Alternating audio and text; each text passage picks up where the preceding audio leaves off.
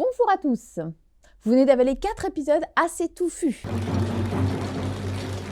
Oh shit, it's Mr. Creosote! Avec Sumer, nous avons abordé rapidement une civilisation très ancienne, 4e millénaire avant Jésus-Christ, qui maîtrisait l'écriture, qui avait sa propre cosmogonie, ses dieux, son organisation politique. Avec Gilgamesh et Sargon d'Akkad, nous avons montré comment les légendes anciennes pouvaient se répandre et rester connues dans l'espace du Moyen-Orient et dans le temps, c'est-à-dire pendant plus de 2000 ans. Gilgamesh était un roi légendaire, dont l'histoire a inspiré une partie du récit biblique, le déluge. Sargon d'Akkad, lui, a bel et bien existé, mais l'histoire fabuleuse de sa naissance et de son enfance a inspiré le récit de la naissance et de l'enfance de Moïse.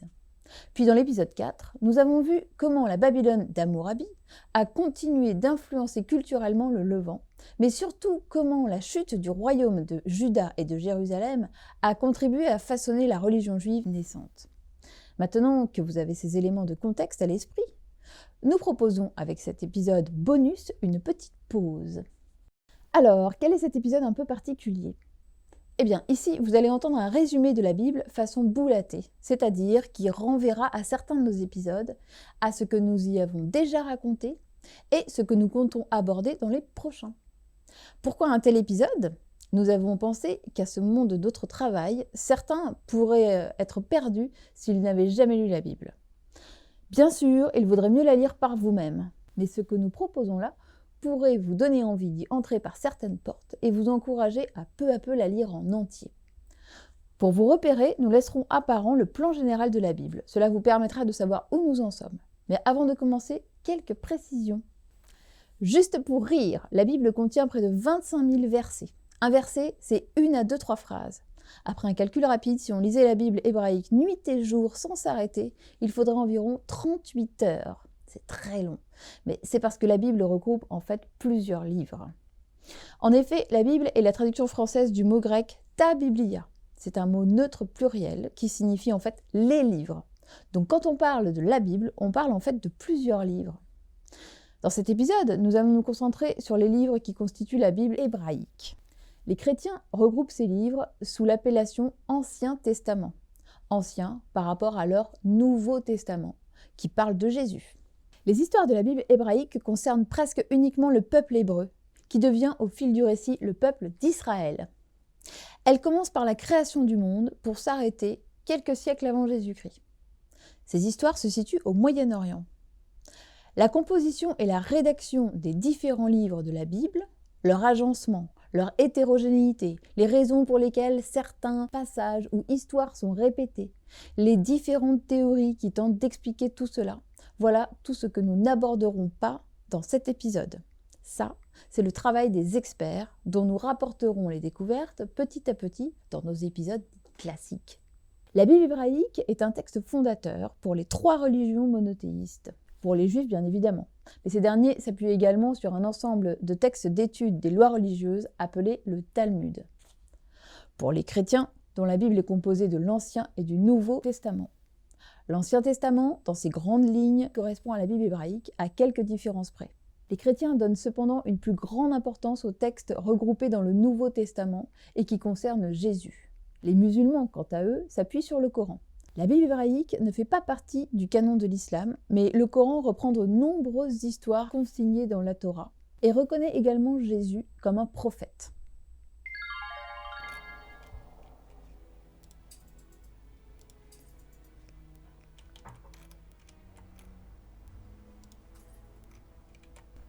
Bon, alors qu'est-ce qu'ils veulent ceux-là, là?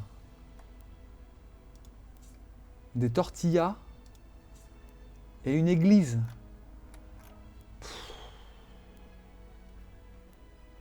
Ah mais vous êtes là, vous? Ah bah ça tombe bien, docteur. Vous avez cru que vous alliez faire l'épisode toute seule? Sans farfouine? Ni aucune référence à l'univers vidéoludique? C'est parce que je fais un truc avec des gamers, c'est... Ah, c'est ça, ouais. Bon alors, ces histoires de Bible hébraïque, de Nouveau Testament, de Coran et de Talmud, eh ben, ça s'explique très bien si on a déjà joué à Oblivion et Skyrim, par exemple. La Bible hébraïque, on va dire que c'est Oblivion. Dans les deux cas, nous avons un ensemble d'histoires et de légendes, de personnages et de lieux qui forment un univers plus ou moins cohérent. Le Nouveau Testament des chrétiens, on pourrait dire que c'est un peu un DLC, hein. Le gros du jeu est déjà sorti, mais on rajoute un peu de contenu pour augmenter la durée de vie. Le Coran, par contre, ce serait un peu comme Skyrim par rapport à Oblivion. toujours aussi buggé, mais on y retrouve le lore de base et tout plein de références à l'univers précédent. Mais c'est une histoire complète à part, avec plein de nouveaux lieux et de nouveaux personnages. Pour finir, avec le Talmud et les hadiths, on serait plus proche d'un PC Solus ou d'un thread de Reddit, où les participants proposeraient moult théories sur le ou les sens cachés des jeux en question. Parce que tout le monde sait que les jeux Bethesda sont d'une grande profondeur, avec plusieurs niveaux de lecture. Et ben voilà, moi j'y retourne parce que mes artisans ont besoin de machines à coudre de saucisses. Maintenant, full saucisse, hein. C'est tout simplement du full saucisse. Merci Farfouine. Dans cet épisode, nous proposons donc un aperçu rapide de ce que nous trouvons dans la Bible hébraïque. La Bible hébraïque se compose de 3 grands ensembles qui sont la Torah, qui signifie en hébreu instruction et qui est appelée aussi Pentateuque, les Nébim ou prophètes, les Ketubim ou les écrits, et on désigne parfois l'ensemble par l'acronyme Tanakh, qui reprend la première consonne de chacune des 3 parties, Tav, Nun, Kaf, qui sont les consonnes de l'hébreu. Nous allons reprendre l'ensemble de la Bible hébraïque, détailler chacun des livres et raconter rapidement ce qui s'y trouve. Donc Torah, Nevim, Ketuvim. Commençons par la Torah. La Torah est aussi appelée Pentateuque parce qu'elle comporte 5 livres. En effet, en grec, Penta signifie 5 et Teukos signifie étui cylindrique. Cet étui contenait alors des rouleaux de papyrus. Teukos peut être compris aujourd'hui comme livre. Le Pentateuque, c'est l'ensemble de 5 livres. 1. La Genèse, ou récit des origines. 2. L'Exode, ou la sortie, il s'agit de la sortie d'Égypte. 3. Le Lévitique, en grec Lévitikon, qui signifie relatif aux Lévites. Les Lévites sont la tribu des prêtres, nous reviendrons là-dessus. 4. Les nombres, en grec arithmoi, qui veut dire les nombres. Il y a en effet question de dénombrement et recensement. 5. Le Deutéronome, qui signifie deuxième loi, et vous allez me demander, mais où est la première ? Eh bien, c'est ce que nous allons découvrir dans un moment. Les noms de ces livres proviennent du grec, et vous les connaissez certainement sous cette forme. Mais les Hébreux, comment les appelaient-ils ? Eh bien, ils suivaient la tradition en vigueur dans le Proche-Orient ancien, selon laquelle chaque titre correspondait au premier mot de la première phrase du livre. C'est le cas de l'Enuma Elish, qui veut dire « lorsque en haut », et qui sont les premiers mots éponymes du livre en question. On en a déjà parlé dans notre épisode sur Gilgamesh. La Genèse est le plus volumineux des livres avec ses 50 chapitres. Genèse vient du grec Genesis qui signifie naissance, commencement, origine. Mais en hébreu, ce livre s'appelle Bereshit qui signifie en un début. Et ce sont donc les premiers mots du livre si vous avez bien suivi. Je suis sûre que vous en connaissez déjà les acteurs. Adam et Ève, le serpent, Abel et Caïn, Abraham, Isaac, Jacob, Joseph, ainsi que certains épisodes comme le déluge, la tour de Babel ou encore Sodome et Gomorrhe. Alors reprenons le fil de ces histoires. La Genèse commence donc avec le récit de la création du monde, ou plus exactement avec 2 récits de création. Le premier est assez poétique, il raconte la création du monde en 7 jours, des humains que Dieu a fait à son image, hommes et femmes. Le second est plus concret et amorce l'histoire de l'humanité d'une autre façon. Adam est d'abord créé, viennent ensuite les animaux, puis enfin Ève. Le serpent propose à Ève de goûter au fruit de l'arbre défendu. Il l'engage donc à désobéir à l'injonction divine. Ève cède. Elle tente à son tour Adam, qui cède lui aussi. C'est alors que Dieu découvre leur bêtise et, fâché, les chasse du paradis. Ils sont désormais condamnés à travailler pour se nourrir. Ils deviennent mortels et le serpent perd ses pattes. Un épisode sera consacré à la Genèse.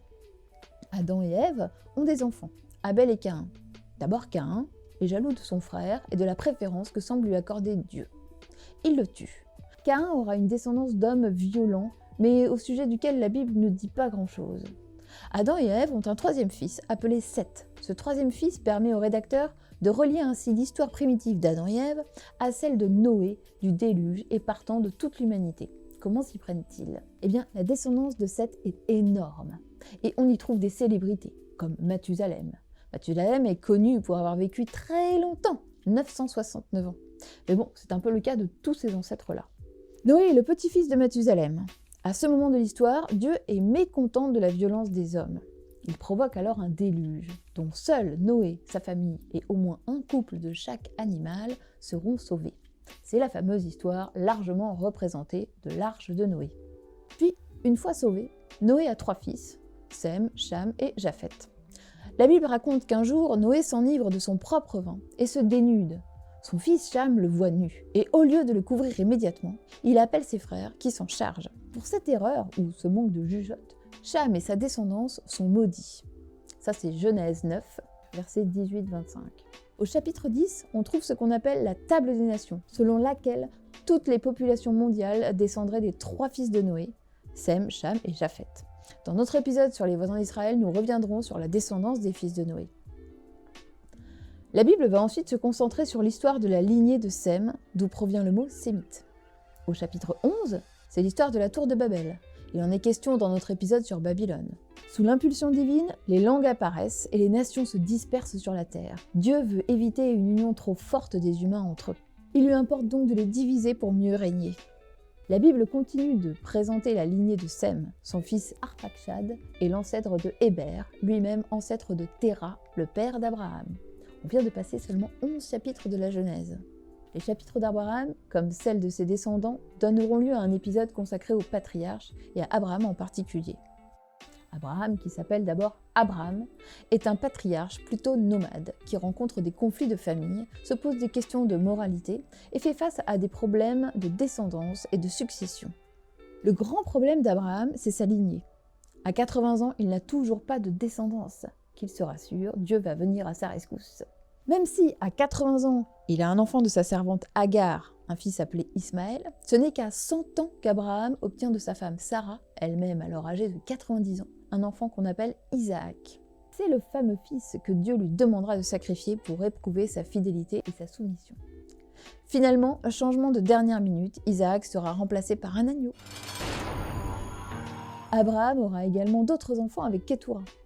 Dieu a proposé une alliance aux patriarches. Non seulement il lui promet de nombreux descendants, mais parmi eux des rois qui régneront sur le pays de Canaan, la terre qu'il leur promet, en échange de quoi ils devront être fidèles au Dieu d'Abraham et pratiquer la circoncision.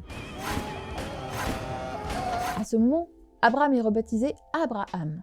L'histoire se poursuit et se concentre sur la descendance principale, Isaac, même si l'aîné des frères est Ismaël. Isaac a 2 fils, Ésaü et Jacob. Jacob est jaloux d'Ésaü parce qu'il est le fils préféré d'Isaac. L'histoire se répète, mais Jacob ne tue pas son frère. L'histoire se répète, mais Jacob ne tue pas son frère, lui. Il se fait passer pour lui auprès de leur père Isaac afin d'en obtenir la bénédiction avant de partir vivre sa vie. En chemin, il est amené à lutter contre un inconnu, Dieu semble-t-il. En référence à cette lutte, il est rebaptisé Israël. Nous allons parler de cette histoire, notamment dans l'épisode Israël versus Juda, le prochain. Jacob Israël, avec 2 épouses et 2 servantes, est le père de 12 fils, qui seront les 12 fondateurs des 12 tribus d'Israël. Les derniers chapitres de la Genèse, à partir de 37, relatent les aventures de Joseph, le fils préféré de Jacob. Notre épisode sur l'Égypte sera en partie consacré à cette histoire. Les 11 frères de Joseph sont jaloux de cette préférence. Ils le vendent aux Égyptiens. À ce moment, au chapitre 38, le récit s'interrompt pour rapporter l'histoire de Juda, l'un des frères de Joseph, et de Tamar, sa belle-fille. C'est de cette union de Juda et de sa belle-fille Tamar que naissent Péretz et sa descendance, dont David et toute la maison de David, qui régnera sur le royaume de Juda. Sans transition, au chapitre 39, le récit reprend l'histoire de Joseph en Égypte. Il connaît là-bas un destin exceptionnel grâce à ses dons divinatoires, et devient même vice-roi d'Égypte. La Genèse se termine sur la mort de Jacob, la réconciliation de Joseph avec ses frères, et l'installation de toute la famille en Égypte. Voilà, c'était un peu long, mais la Genèse est bien le livre le plus long de la Bible. L'Exode. Passons maintenant à l'Exode, qui ne comporte que 40 chapitres. Et le titre hébreu est Shemot, qui veut dire non. En grec, Exodus signifie sortie. Alors pourquoi Exode? Qui part de où? Eh bien l'Exode, c'est le livre de la sortie d'Égypte. Le peuple hébreu quitte l'Égypte pour la terre promise, mais il s'arrête d'abord au Sinaï. Le récit commence par présenter qui est ce peuple hébreu installé en Égypte. On nous rappelle donc les noms des fils d'Israël, Jacob, qui s'était installé en Égypte avec Joseph. Que se passe-t-il et pourquoi partent-ils? La descendance d'Israël, Jacob, et de ses 12 fils est si nombreuse et si puissante en Égypte qu'elle en vient à gêner le nouveau pharaon, moins bienveillant à l'égard des Hébreux que le précédent, qui avait fait ami-ami avec Joseph. Le pharaon, inquiet et jaloux, prend en aversion les enfants d'Israël. Les Hébreux commencent à être maltraités et sont même réduits en servitude. Pharaon ordonne le meurtre des mâles hébreux. C'est dans ce contexte que va naître Moïse. C'est au chapitre 2 de l'Exode que commence son histoire. Pour le soustraire à la condamnation à mort de Pharaon, sa mère le confie aux eaux du Nil. Il est recueilli par la fille de Pharaon. Il est donc élevé à la cour. Dans l'épisode sur Sargon-Akkad, rappelez-vous, nous avons parlé des ressemblances entre l'histoire de Moïse et celle de l'empereur. Plus tard, confronté à une injustice commise à l'encontre d'un Hébreu, Moïse tue l'Égyptien, responsable et maltraitant. Il est alors contraint de fuir au pays de Madian, où il rencontre la fille de Jéthro, Séphora, qu'il épouse. En Exode 3:1. Moïse devient alors nomade et garde les troupeaux de son beau-père. C'est à ce moment que Dieu se révèle à lui au travers du buisson ardent et lui demande de délivrer son peuple, le peuple hébreu, de sa servitude en Égypte. Moïse, accompagné de son frère Aaron, demande d'abord à Pharaon de libérer le peuple hébreu. Comme Pharaon refuse d'accéder à cette demande, 10 malédictions sont infligées aux Égyptiens, connues sous le nom des 10 plaies d'Égypte. Alors, eau du Nil changée en sang, grenouilles qui tombent du ciel, moustiques, mouches, mort des troupeaux, furoncles, grêle, sauterelles, ténèbres, mort des premiers-nés. Mais les Hébreux seront épargnés. Et c'est cet événement qui est célébré par les Juifs lors de la Pâque, Pessa, qui signifie sauter au-dessus. La malédiction des premiers-nés est passée au-dessus des enfants hébreux et les a épargnés. Les Hébreux réussissent donc à s'enfuir. Moïse écarte la mer qui leur barre le passage, Pharaon à sa poursuite et est quant à lui englouti. Les Hébreux se dirigent alors vers le pays de Canaan et s'arrêtent en chemin près du mont Sinaï dans le désert. Moïse monte sur la montagne et c'est là que Yahvé lui explique qu'il a choisi les fils d'Israël pour être son peuple préféré, en lui proposant une alliance. Moïse est choisi pour être l'intermédiaire entre Dieu et le peuple. Il reçoit les tables de la loi, les 10 commandements si vous préférez. Il reçoit également des instructions pour construire l'arche d'alliance, un coffre sacré contenant les tables de la loi, mais aussi le tabernacle où l'arche sera entreposée, et tout un tas d'autres recommandations pour rendre le culte. Mais lorsqu'il redescend, quelle n'est pas sa surprise? Il trouve les Hébreux en train d'adorer un veau d'or censé représenter Yahvé. Or, cela est interdit par le 3e commandement des tables de la loi. Très en colère, Moïse brise les tables sur un rocher et fait mettre à mort les hérétiques, les infidèles, les adorateurs de veaux. Cet épisode est important car nous le verrons dans l'épisode Israël versus Juda. L'archéologie montre bien des traces d'adoration d'un dieu sous la forme bovine. À la fin de l'Exode, les Israélites construisent le tabernacle et son mobilier selon les consignes divines et on trouve encore des recommandations liées au culte. Le Shabbat, la construction de l'arche d'alliance, quelle essence de bois est utilisée pour les traverses, quelle couleur de chaussettes choisir pour ne pas jurer avec la tapisserie. Mais pour exécuter tout cela, il manque des prêtres. Le Lévitique, en hébreu, ce livre est intitulé Vaïkra, il appela. Le terme lévitique dérive du nom de la tribu de Lévi, dont la fonction était strictement sacerdotale. Ça veut dire qu'ils étaient tous prêtres. Donc ce livre contient 27 chapitres de conseils et recommandations concernant le culte de Dieu. Les premiers chapitres parlent des sacrifices. Les chapitres 8 à 10 parlent d'Aaron et de ses fils, qui sont désignés comme prêtres. On trouve dans le chapitre 11 ce que l'on peut ou ne peut pas manger, ce qui est pur ou impur. Le chapitre 12 traite des femmes après l'accouchement. Les femmes qui accouchent d'un garçon sont impures durant 7 jours, mais si elles accouchent d'une fille, elles sont impures durant 2 semaines. Les chapitres 13 à 15 concernent les lois sur l'impureté. On y parle notamment de l'impureté de la chaude pisse, du sperme ou des règles des femmes. Les gens doivent s'isoler le temps qu'ils sont considérés comme impurs. Le chapitre 16 indique ce qu'il faut respecter pour la fête de Yom Kippour, où le sanctuaire est annuellement purifié et évoque le démon Azazel. La fin est encore une suite de lois ou des observances religieuses et sociales. Les nombres, en hébreu, Bemidbar, dans le désert. Ce livre s'appelle Les Nombres parce qu'il contient énormément de données chiffrées concernant entre autres les 12 tribus qui sont recensées. C'est le 4e livre du Pentateuque. Il contient 36 chapitres. Son contenu a souvent surpris les chercheurs qui peinent à trouver un fil conducteur. En effet, outre les recensements des différentes tribus, on trouve l'établissement des lois, des sacrifices et des fêtes au début, au milieu et à la fin, ainsi que le déroulement de l'histoire du peuple hébreu. Reprenons. À ce moment de l'histoire, le peuple hébreu est toujours près du mont Sinaï, mais il est sur le départ. Au chapitre 10, après le recensement de tout le peuple, ce dernier est prêt à partir. Mais à partir du chapitre 11, la Bible rapporte plusieurs épisodes de révolte ou de mutinerie, parfois contre Moïse lui-même. Les Hébreux ont peur devant Canaan, Et certains souhaitent même rentrer en Égypte. Bref, ils refusent de conquérir la terre promise. Devant cette mauvaise volonté, Yahvé punit le peuple hébreu et le condamne à errer 40 ans dans le désert. La première génération y meurt, à l'exception de Josué et Caleb. C'est donc la deuxième génération qui arrive dans les plaines de Moab, à la frontière de Canaan. Les Hébreux s'installent et l'on retrouve le recensement, la liste, pourrait-on dire, des clans des 12 tribus qui s'apprêtent à rentrer dans le pays. Les nombres s'achèvent sur des recommandations concernant l'héritage, notamment des filles, au chapitre 36. Le Deutéronome, en hébreu Debarim, parole. Le Deutéronome comporte 34 chapitres. Deutéronome signifie deuxième loi. Et ce livre contient en effet un second code de loi. Il présente les derniers discours de Moïse à son peuple avant qu'il ne meure et avant que son peuple n'entre au pays de Canaan. Après un rappel historique avec les 10 commandements, un nouveau code de loi est donné qui souligne l'importance du culte à un seul endroit. Le livre s'achève par le renouvellement de l'alliance entre Dieu et son peuple. C'est cette deuxième alliance et sa loi qu'on appelle la deuxième loi, le Deutéronome en grec. Deutéro signifie deuxième et nome signifie loi. À la fin de ce livre, on trouve la liste des bénédictions et malédictions, au cas où le peuple n'aurait pas pris très au sérieux cette collection de lois.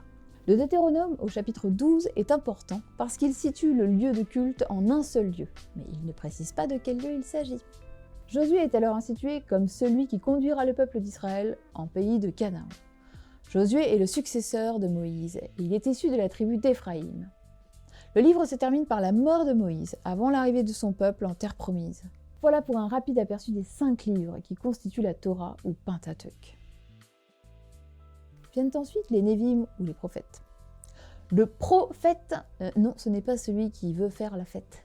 Cela vient du verbe parler, en grec, phémi, précédé de pro, qui veut dire avant. C'est celui qui parle des événements avant qu'ils ne se produisent. Les Névim recoupent 19 livres, dont 16 portent le nom des prophètes qui en seraient les auteurs. Le livre de Josué reprend le récit là où on l'avait quitté. Le peuple d'Israël s'apprête à conquérir la terre promise de Canaan.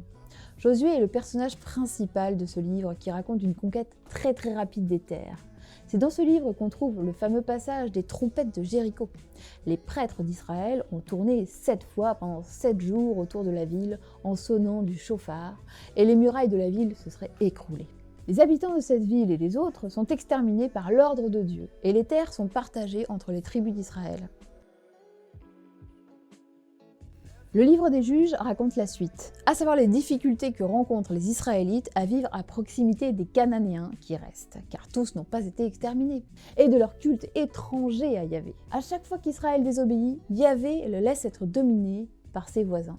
Mais lorsque le peuple se repent, Yahvé le libère par l'intermédiaire des juges, venant le plus souvent du nord du pays, et qui sont en fait des chefs militaires.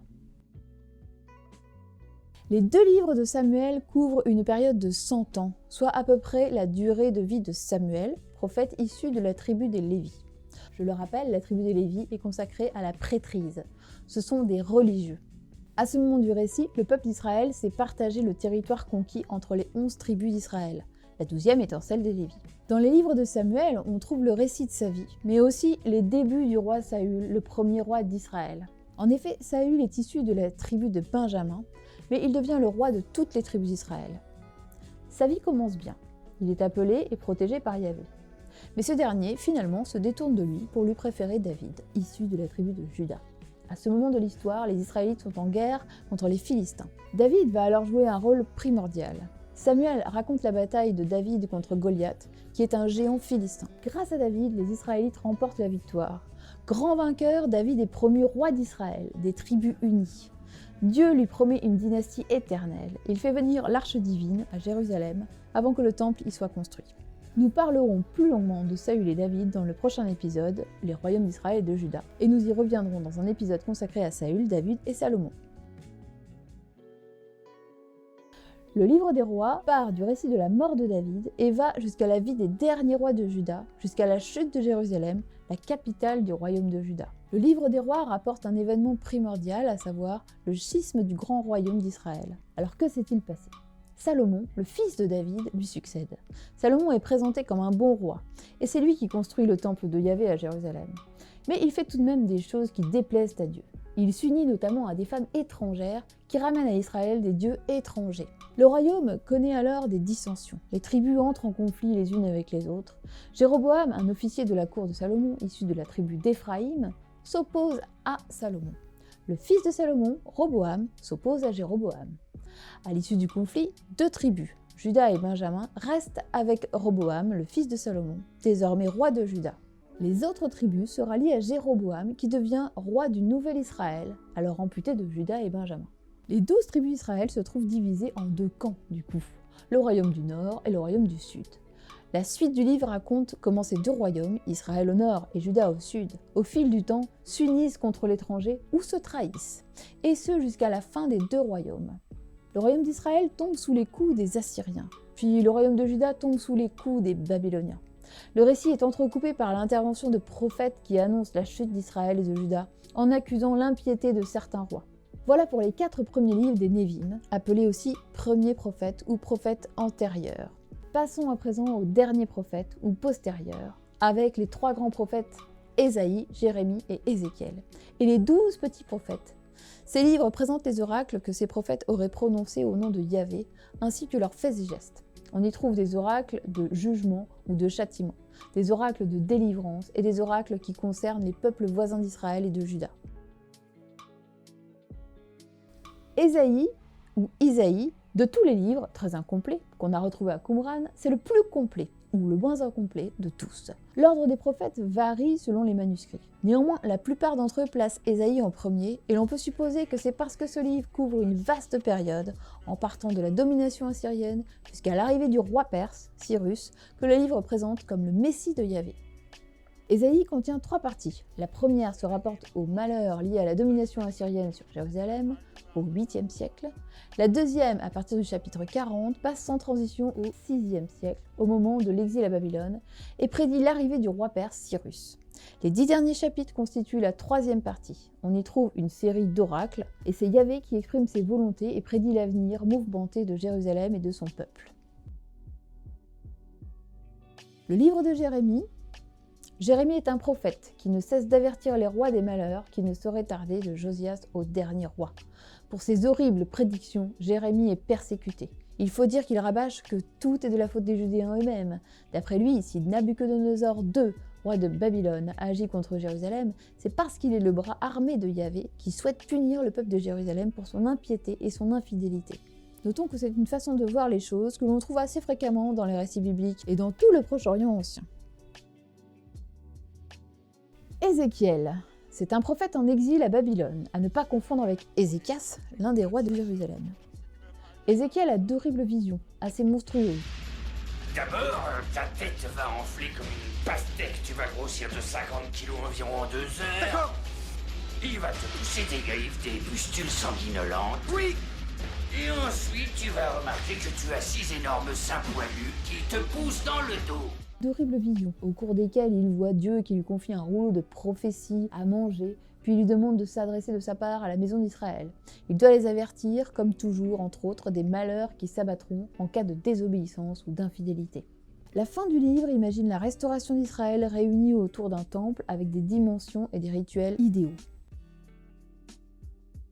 Pour les 12 petits prophètes, nous allons accélérer le récit. Osée, Joël, Amos, Abdias, Jonas, Michée, Naoum, Habakkuk, Sophonie, Agé, Zacharie, Malachi. Ils sont appelés les petits prophètes parce que leurs oracles sont bien plus courts que ceux des grands prophètes. Ils sont plus ou moins classés dans un ordre chronologique. Ils se rapportent à l'histoire du peuple d'Israël entre le 8e et le 5e siècle. Ils annoncent notamment la fin des 2 royaumes, l'exil, mais aussi le retour et la reconstruction du temple, dans Agé et Zacharie. Nous arrivons à présent à la 3e partie de la Bible hébraïque, appelée les écrits ou Ketuvim. On peut y voir 3 parties principales, elles-mêmes subdivisées. Les 3 livres poétiques et de sagesse. Les 5 rouleaux, Megillot, au genre littéraire varié. Les autres livres historiques et apocalyptiques. À toute fin utile, je rappelle que l'ordre des livres, et parfois leur contenu, varie selon la version biblique, si elle se conforme au canon chrétien protestant, au chrétien catholique ou orthodoxe ou à la Septante. Dans la version hébraïque, les 3 livres poétiques commencent donc par le livre des psaumes. Le mot psaume vient du grec psalmos, qui désigne un air que l'on joue sur le psalterion. Les psaumes, c'est un recueil de poèmes ou de prières attribués principalement à David, écrit souvent bien plus tard, à l'époque du Deuxième Temple. Ce recueil est lu dans les pratiques religieuses juives et chrétiennes. Il est difficile de le résumer car ce sont des prières, des supplications à Yahvé ou des louanges du type Psaume 8, versets 1 à 3, Seigneur, notre Seigneur, ou Yahvé, Dieu, que ton nom est magnifique par toute la terre, mieux que les cieux, elle chante la splendeur par la bouche des tout-petits et des nourrissons. Tu as fondé une forteresse contre tes adversaires pour réduire au silence l'ennemi revanchard.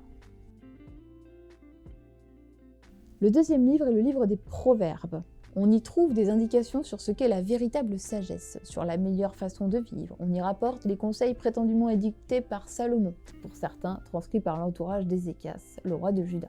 À la fin, on trouve l'une des premières versions des fameux manuels des années 50 à l'usage de la bonne ménagère, c'est-à-dire comment doit être une femme vertueuse en Proverbe 31. Elle ne doit rechercher ni la beauté ni la grâce, mais plutôt être attachée au service de son mari et de ses enfants, et ne doit rechigner devant aucun effort, aucun travail pour combler leurs besoins. Voilà. Le livre des Proverbes explique que si tu fais le bien, tu auras du bonheur et inversement. Le livre de Job va contredire cette morale. Le troisième livre est donc le livre de Job, assez connu par l'expression « pauvre comme Job ». Mais en fait, Job n'était pas pauvre du tout. Il vivait même dans une certaine opulence et son comportement moral semblait assez irréprochable. De plus, Job était un homme pieux. Bref, Job était parfait. Sans doute agacé par tant de perfection, Satan provoque Dieu en soutenant que si Job était pauvre et malheureux, il serait moins pieux. Il soutient que quand on est riche et bien portant, c'est facile d'honorer son Dieu et de lui être fidèle. Vexé, Dieu accepte alors que Job soit mis à l'épreuve. Dieu et Satan font une sorte de pari entre copains sur le dos du pauvre Job. Alors Satan s'exécute, il ruine Job, fait mourir ses enfants et l'afflige d'une maladie fort douloureuse. Les amis de Job le soupçonnent alors d'avoir commis de grands péchés pour être ainsi frappé par le sort, c'est-à-dire par Dieu. De quel méfait Dieu se venge-t-il ainsi? Job devient suspect. Ses amis se détournent de lui. Lorsque Dieu estime que Job a assez souffert, il lui restitue ses biens et sa santé. Ses amis sont accusés d'avoir attribué à Dieu une simple justice qui punit ou récompense. En effet, il faut tirer de cette histoire que parfois les desseins de Dieu sont impénétrables et non accessibles aux pauvres humains que nous sommes. Mieux vaut rester humble. Voilà pour les 3 livres poétiques et de sagesse. Passons maintenant aux 5 rouleaux. Le premier, c'est le Cantique des Cantiques, c'est-à-dire le chant parmi les chants. C'est une suite de poèmes de chants d'amour plus ou moins érotiques entre un homme et une femme. Le deuxième est le livre de Ruth. L'histoire se situe à l'époque des juges, donc avant la royauté. Ruth est étrangère, d'origine moabite. Cependant, par sa valeur et sa loyauté, elle sera intégrée au peuple d'Israël et deviendra l'ancêtre du roi David, son arrière-grand-mère plus exactement. Pour les rabbins, le troisième livre, le livre des Lamentations, serait l'œuvre de Jérémie, celui dont on a déjà parlé. 5 poèmes lyriques se lamentent sur les malheurs d'Israël, la déportation et la destruction de Jérusalem, sur la grande responsabilité du peuple d'Israël qui n'a pas été suffisamment fidèle. Mais il finit sur une petite note d'espoir. L'Ecclésiaste, le 4e livre, qu'on appelle aussi Qoéleth, et qui signifie « celui qui s'adresse à la foule », et celui dont le leitmotiv est « vanité, tout n'est que vanité ». Il inspira bien des peintres et explique pourquoi certains tableaux représentent un crâne qu'on appelle vanité. Posé dans un coin, il doit rappeler aux hommes leur mort prochaine et certaine, à côté de laquelle toute leur vie n'est que vanité, c'est-à-dire vide et inutile, vaine puisque vouée à disparaître. Le Qoéleth rappelle au lecteur la morale de Job, à savoir que ce qui advient aux hommes n'est pas toujours juste. Ce livre enjoint donc son lecteur à faire son devoir et mener sa vie humaine sans trop se poser de questions, sans trop se prendre au sérieux, et surtout profiter de la vie tant qu'on est vivant. Le dernier livre, le livre d'Esther, se situe bien après la déportation et la destruction du temple de Jérusalem, sous le règne de Cyrus. Des Juifs sont en diaspora dans l'Empire perse, et le récit d'Esther se déroule à la cour du roi de Perse. Esther, d'origine juive, est choisie pour sa grande beauté par le roi de Perse. Elle devient la reine. Cette alliance lui permettra de conserver la vie sauve au peuple juif lorsque Haman, le grand vizir du roi, voulait le faire périr.